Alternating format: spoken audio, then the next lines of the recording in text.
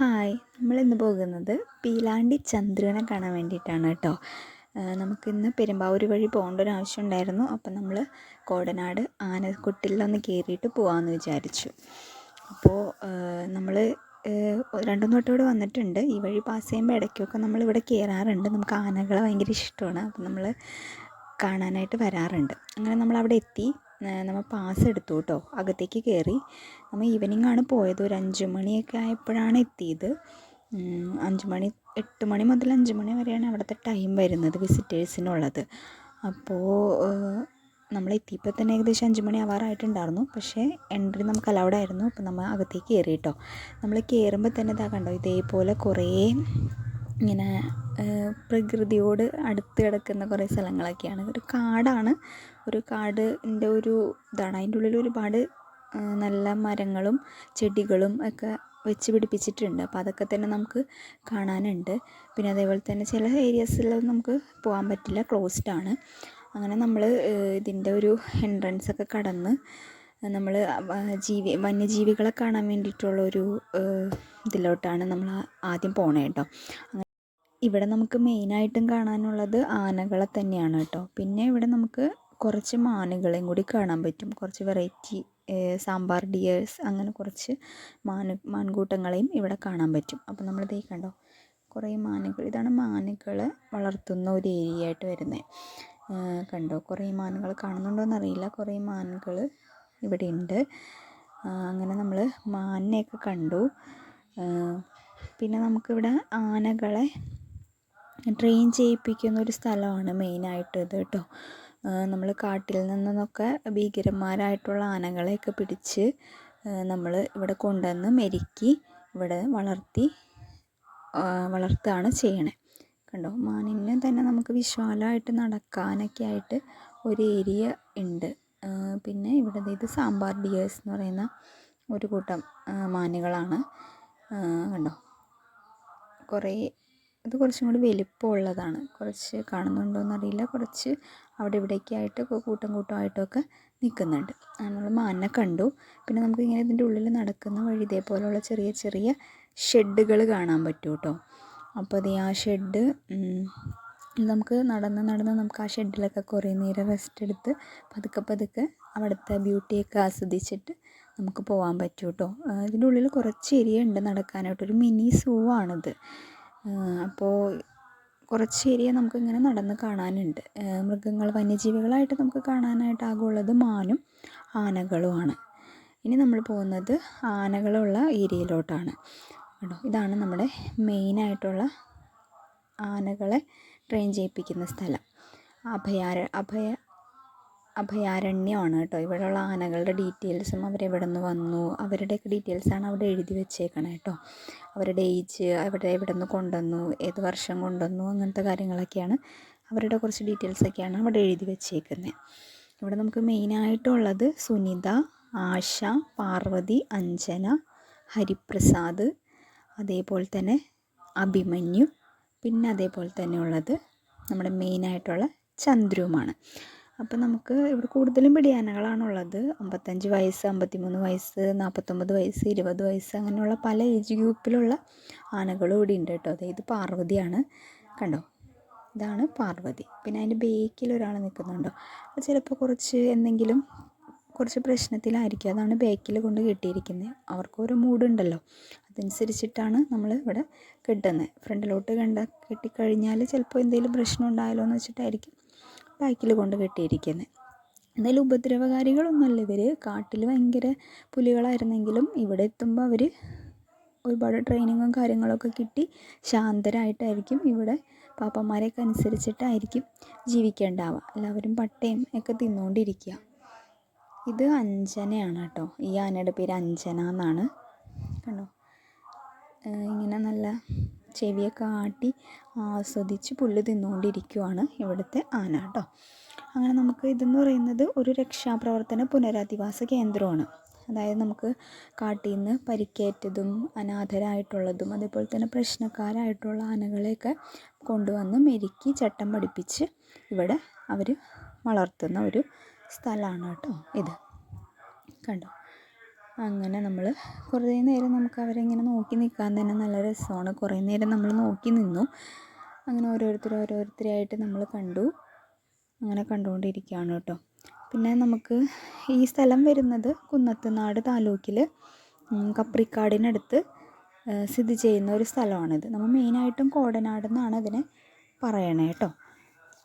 അഭയാരണ്യം എന്നാണ് ഈ ഒരു എക്കോ ടൂറിസം പദ്ധതിയുടെ പേരായിട്ട് വരുന്നത്.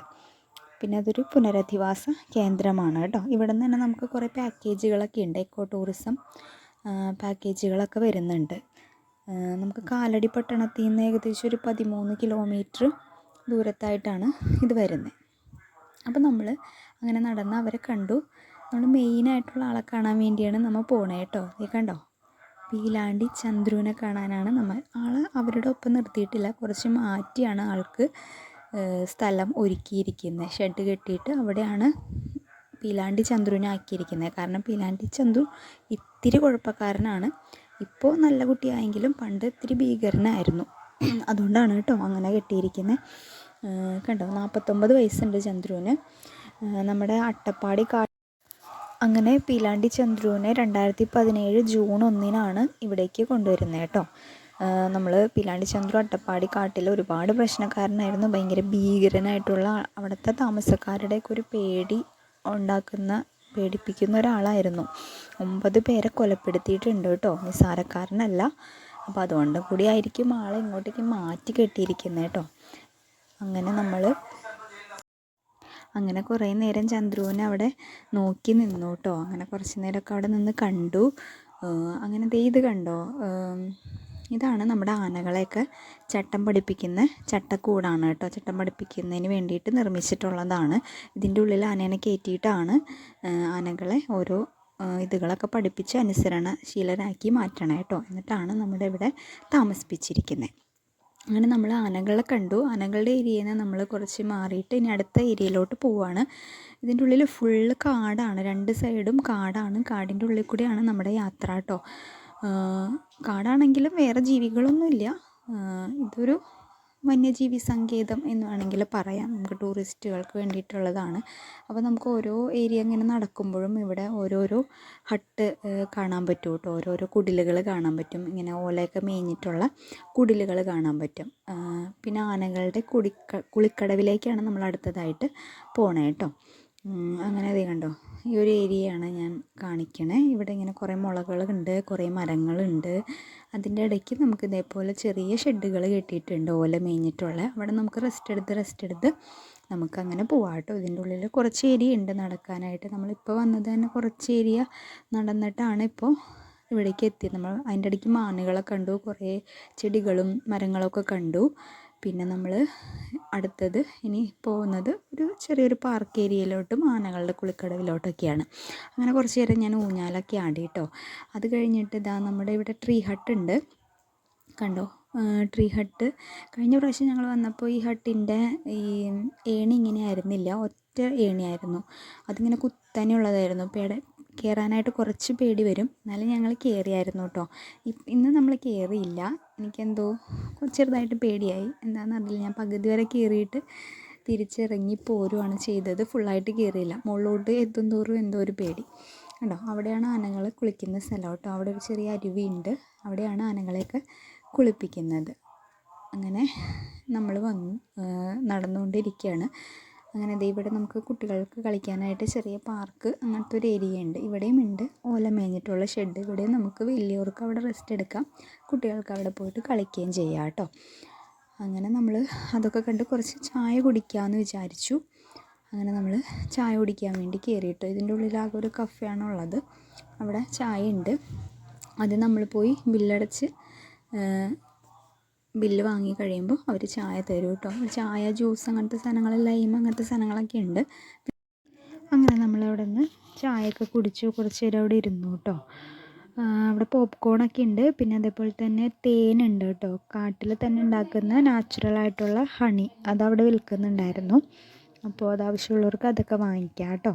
അങ്ങനെ നമ്മൾ ചായ കുടിച്ച് പുറത്തേക്ക് ഇറങ്ങിയപ്പോഴേക്കും അത്യാവശ്യം നല്ലൊരു മഴ പെയ്തു ചായ കുടിക്കുന്ന സമയത്ത്. അപ്പോൾ നേരത്തെ ഇവിടെ നല്ലോണം ആൾക്കാരുണ്ടായിരുന്നു. ഇപ്പോൾ മഴ പെയ്തപ്പോഴത്തേനും ഇവിടെ ആരുമില്ല, എല്ലാവരും പോയെന്ന് തോന്നുന്നു.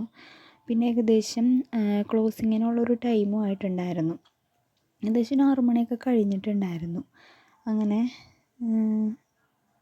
അതുകൊണ്ട് തന്നെ എല്ലാവരും പോയി. അപ്പോൾ അവിടെ ആരുമില്ല. അപ്പോൾ അതിൻ്റെ വ്യൂ ഒന്നിങ്ങനെ വെറുതെ റൗണ്ട് ചെയ്ത് ഞാനൊന്ന് എടുത്തതാണ്. കണ്ടോ, ഇവിടെ നമുക്ക് കുട്ടികളുടെ പാർക്കുണ്ട്. പിന്നെ അതേപോലെ തന്നെ ഇങ്ങനെ പാറക്കല്ലുകൾ, വെള്ളാരങ്കല്ല് പോലത്തെ കല്ലുണ്ട് നമുക്ക് കയറിയിരിക്കാൻ. കുറേ ചെയറുകളുണ്ട്, ഊഞ്ഞാലുകളുണ്ട്, പിന്നെ കുട്ടികൾക്ക് കളിക്കാനായിട്ടുള്ള സാധനങ്ങളൊക്കെ ഉണ്ട്.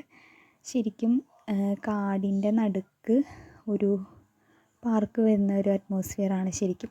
മഴയൊക്കെ പെയ്ത് കുറച്ച് സന്ധ്യയൊക്കെ ആയപ്പോൾ നല്ല ഭംഗിയുണ്ട് കാണാനായിട്ട്. ഒരു ഇരുട്ട് മൂടിയ ഒരു അന്തരീക്ഷമൊക്കെ ആയി തുടങ്ങി.